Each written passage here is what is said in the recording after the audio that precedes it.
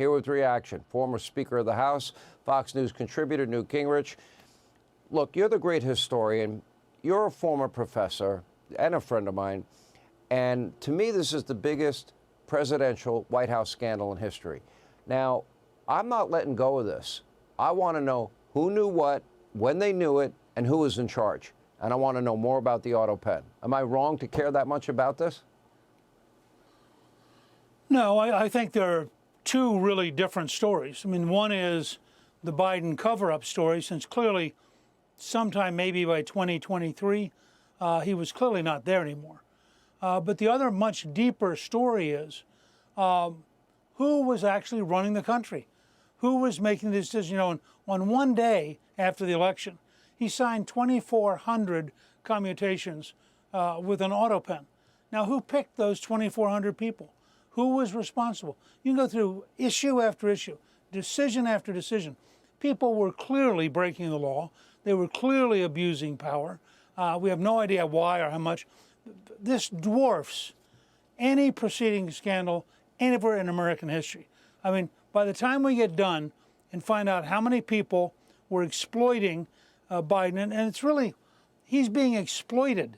I mean, this is a guy, he's out of it. He's not there anymore.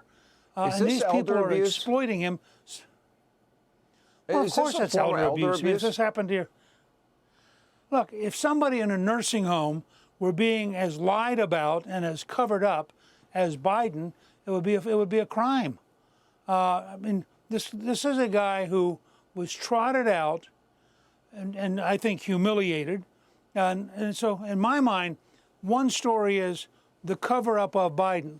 But the second, ultimately bigger story is who was running the government, who was violating the Constitution, who were they related to. They clearly had to know each other. They were clearly colluding. A lot of it, I think, is going to go back to Barack Obama and his staff, which were all through the White House. But billions were being shoveled out, to use the term the Secretary of Energy used. They were shoveling billions of dollars out. Who was making these decisions? They were commuting. More people were commuted by Biden after the election than I think in the last 10 presidencies. It's unbelievable. Now, he's not doing any of this. So, and then, of course, you have the media, which is now, I think, in the same free fall as the Democratic Party, as a totally dishonest, totally disreputable institution. But, you know, in many ways, they paid a price. I mean, I said in '07, journalism's dead. I said after this election, legacy media is dead. Now, think back. You know, they all got the Russia hoax wrong. They never reported on the bought and paid for Hillary Clinton dirty Russian dossier. They never reported on how that dossier, which is totally debunked, was used for 4 FISA warrants, ruined Carter Page's life, a backdoor to spy on Trump and his presidency and his campaign.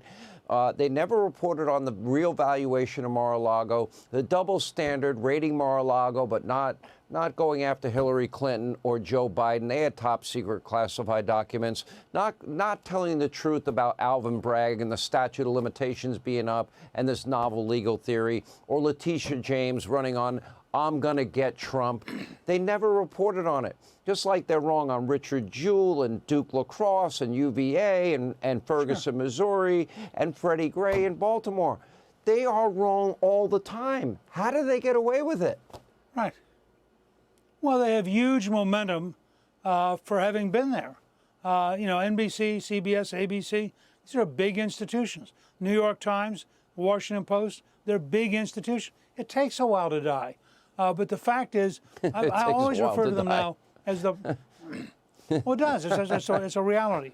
You know, but you're watching them. I'm a historian. You're watching them decay. You're watching them to lose any kind of public belief. And I think what you're going to see happen more and more, people just go to alternative sources. And these news media, they are propaganda media. They are not news media. We should never refer to them as news media.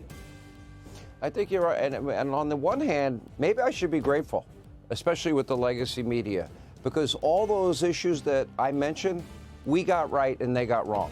And I'm not looking for a Pulitzer Prize. Right. I'd like to keep doing my job for as long as I can, and I'm grateful to be able to do it every day. but how they could be wrong so often. And I think Americans don't trust him anymore. They threw everything they could at Trump. Maybe. Didn't work, did it? Maybe we should invent an honesty prize. Yeah, you're right. We'll call it the Newt Gingrich Award. Anyway, Mr. Speaker, thank you. And hey, Sean Hannity here. Hey, click here to subscribe to Fox News YouTube page and catch our hottest interviews and most compelling analysis. You will not get it anywhere else.